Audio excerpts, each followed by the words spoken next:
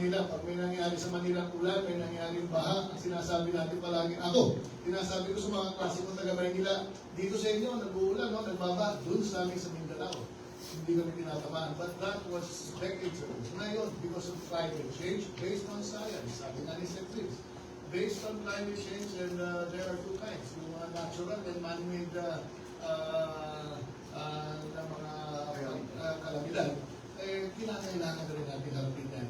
Naalala ko, ako nung nakaraan, 1.5 years ago, nung nagkaroon ng isang briefing sa Butuan City yata, nagkatanungan ang mga nagkatid doon, ng mga kabinete, bakit pag sa Mindanao, hindi tayo, bakit sa Mindanao, kung tayo nagka-briefing sa hotel o sa isang conference room. Sa Metro Manila, may control, sa Luzon, mayroong operation center. Sa Visayas, meron. Dito sa Mindanao, wala pa. Dahil nga dati wala. Ngayon na tinatamaan na tayo. Lalo ngayon, no, kahapon, 2 beses tayo tinamaan sa isang araw. There is an awakening for us here in Mindanao. There really is a need to establish that resource center. Maganda ang ginagawa ng OCD, maganda ang ginagawa ng DSWD. Marami ng storage facility, sabi ng Secretary. Pero sana pangarap natin ang iba't ibang municipal disaster resiliency office at iba't ibang provincial disaster resilience resource offices ng buong Mindanao magkaisa. Yun ang pinapangarap natin na sana magkaroon ng Mindanao disaster para sa buong mag-coordinate sa buong Mindanao. Yun po yung programang isinabit ng Mindanao Development Authority. Sana matuloy ang masuportahan ito. Thank you. Okay, next question from Mr. Joel Ramirez. Sir, okay. Para sa lahat ng mga secretaries, no, pertaining to itong mga areas na paligid ng mga tindlo natin ngayon. Sir, paano natin ma-ensure na walang magiging pabor-pabor sa distribution ng mga relief at sa mga benefits na makukuha ng mga kasi madalas na reklamo yan ng mga tao. And Secretary Magno, sir, sa iyo din, no, paano mo ma-ensure na walang mga hindi magkaroon ng mga anomalya sa lahat.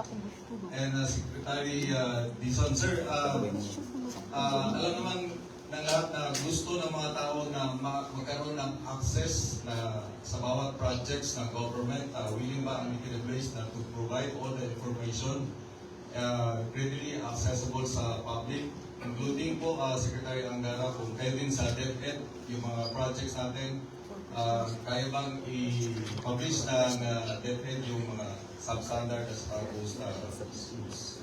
Thank you. Well, siguro una ako dahil doon sa disaster pa rin tayo. Alam niyo, kanina nag-usap kami, for instance, sa Davao del Norte. Ang process naman namin lagi when it comes to food packs is everybody that eats it. So, lagpas-lagpas yung pinadadala namin normally. And it's up to the local government units to do the last mile. Ibig sabihin yung pag-distribute sa mga constituents.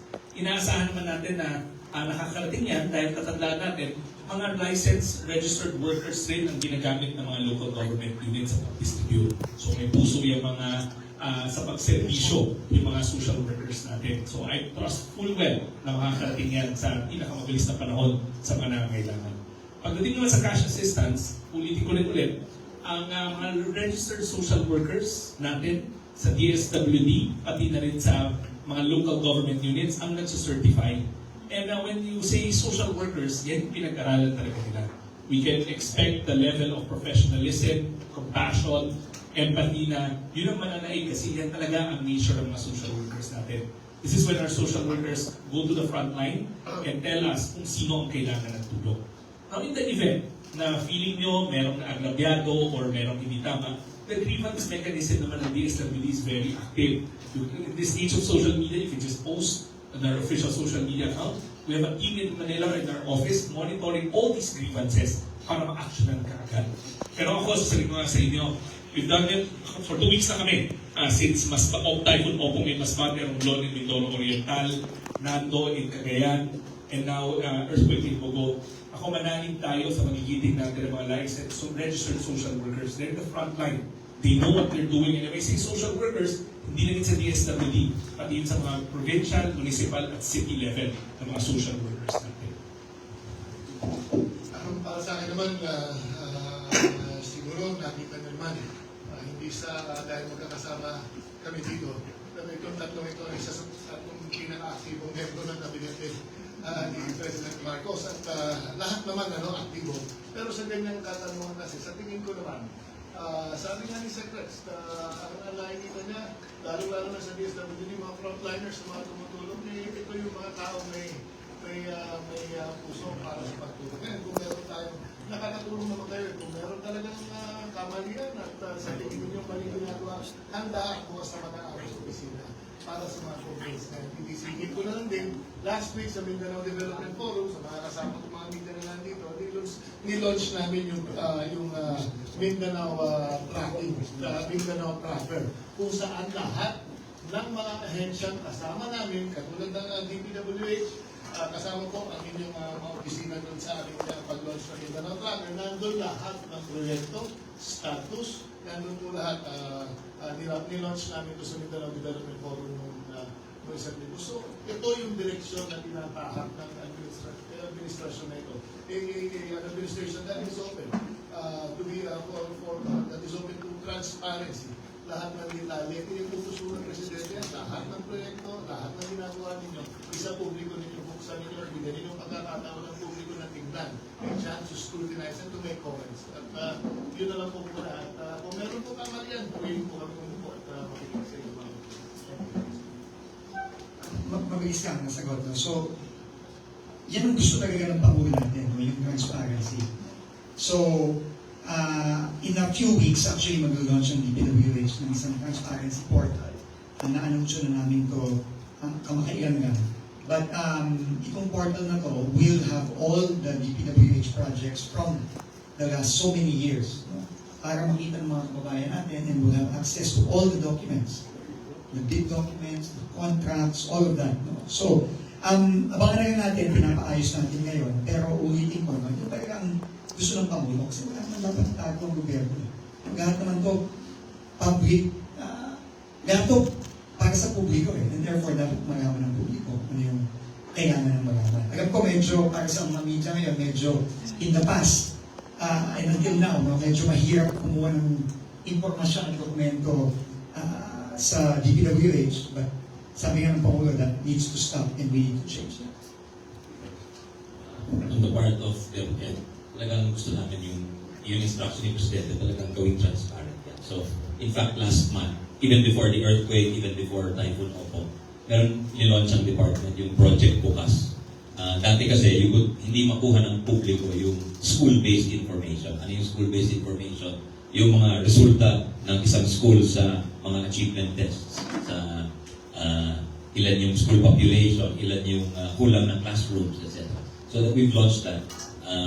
And doon, kasama na siguro yung mga ongoing infrastructure projects. Although, maybe we need to link up with yung itatayo ni SecVins na portal. Kasi nga, under the law, under the recent General Appropriations Act, yung BPWH ang nag-construct ng infrastructure or classrooms ng DepEd at saka yung major repairs. So, ililink na lang namin para yung updates real time.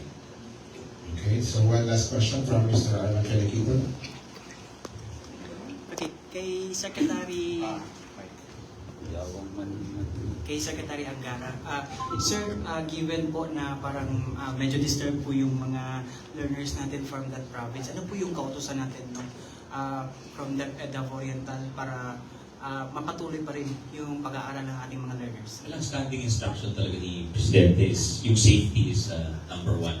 So, for many of the schools na hindi tayo sigurado, hindi muna natin papasukin yung mga bata. In the meantime, meron tayong mga alternative modules. So, yun yung inuwi nila. Meron silang inuwi ng mga study materials at pina-follow up sila ng mga guro nila. So, yun. Tapos yung magtatayo kami nila SecVins ng joint inspection teams para yung mga eskwelahan na nakikita natin may visible damage, itetest po natin talaga. But gusto talaga natin is makapasok agad yung ating mga estudyante. So, asynchronous pa yung mode of learning pa nila? Yes. Asynchronous. Opo. Pero kung kaya naman ng schools na synchronous, why not? Diba? Pero I think the capacity is still very low for schools. Okay, that wraps up.